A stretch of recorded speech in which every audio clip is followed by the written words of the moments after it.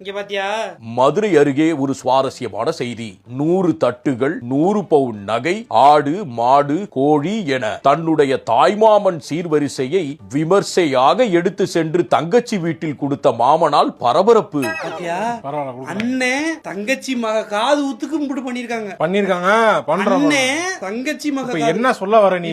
வீடியோல காமிச்சேன், வீடியோல காமிச்சேன், நானு காமிச்சேன். புரியல. ஒண்ணு இருக்கவே செய்வான், இல்லாதவனை போட்டுக்கிட்டு இதை வேற காமிச்சா எனக்கு வேணும் கேக்குறாங்களா? 200 அடி மாலையை கிரேனில் எடுத்து சென்று தாய்மாமன் சீராக தனது மருமகளுக்கு கொடுத்த மாமன். அதுவும் பாரு, 50 ரூபா தாள் 20 ரூபா தாள் காசு மாலை. இதெல்லாம் பெருமைக்கு எருமை வைக்கிற மாதிரி தட்டுல காசா வச்சு கொடுத்துறாங்க. போடுறாங்க பாரு, எப்படி போடுறாங்க, எப்படிதான் இருக்காங்கல்ல. உனக்கு அந்த மாதிரி போடணுமா? இல்ல, எனக்கு எதுக்கு பண்ணணும்? எனக்கு வேணாம், என் மகளுக்கு எல்லாம் நீங்க பண்ண வேணாம், நான் சும்மா காட்டுறேன். ஏமா என்னடா என்ன சொல்லி இது பண்ண மாட்டியா நீ?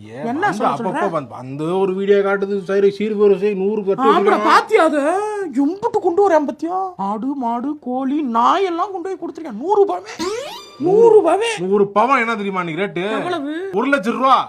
1,05,000 ரூபா இன்னைக்கு. இன்னும் ரேட்டுக்கு இன்னும் 100 பவுன் என்ன 100 லட்சம் ரூபா? அது என்ன விளையாட்டு? கோடி தானடா.